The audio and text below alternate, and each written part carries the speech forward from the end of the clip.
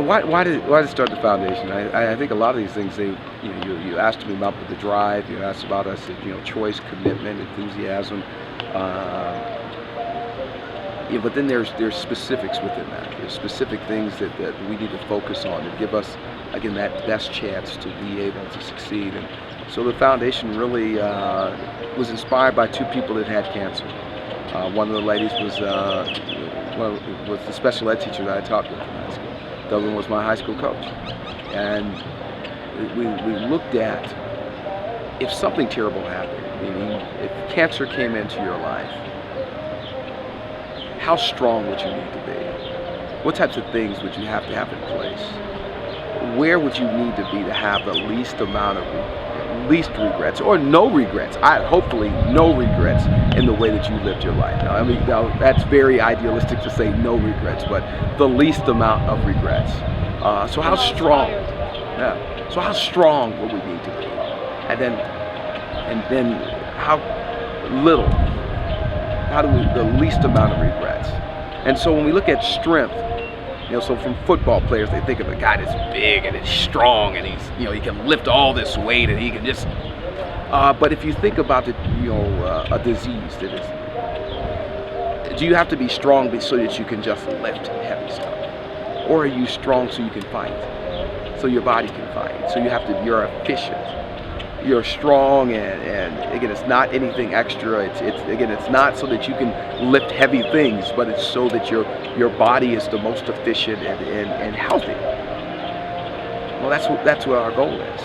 Our goal is to be healthy, physically, mentally, spiritually, emotionally, so that whatever comes, you're going to be able to deal with it. So we know that being physically strong is making sure you have a great relationship with your primary care doc, being able to be honest about things that are happening within your life, being able to understand it, having a solid baseline of physical activity, being taught that from an early age, being exposed to different types of sports and activities, so that you create a love for activity, not just a love for a particular sport.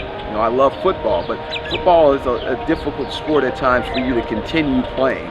It's not something, especially with pads, that you can always play. So having basketball, having tennis, golf. You see some of these sports that people play and they're 80 years old, and then 90 years old they're still doing it. So having that type of diversity, because it's about health.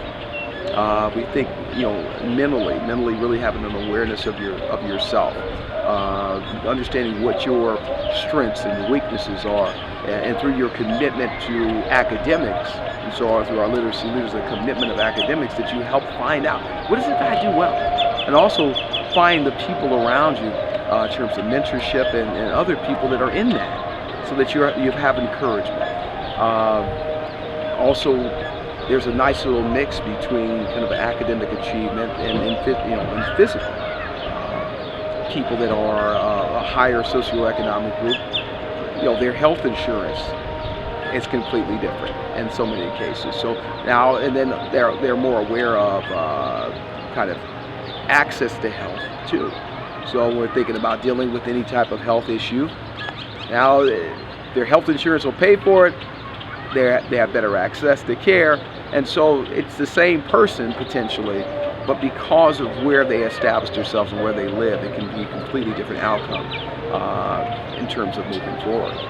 So kind of all the, there's a lot of different levels to it, but it really is that individual surrounding. We want to make sure there's basic things that have to be done as an individual that's going to put you in the best situation, surrounding that with a family that encourages that's in supportive of that, so you're not walking on that journey by yourself, and then a community that really mimics that. And I think we see that across the country, where there's a kind of not just the success in an individual household, but that community success.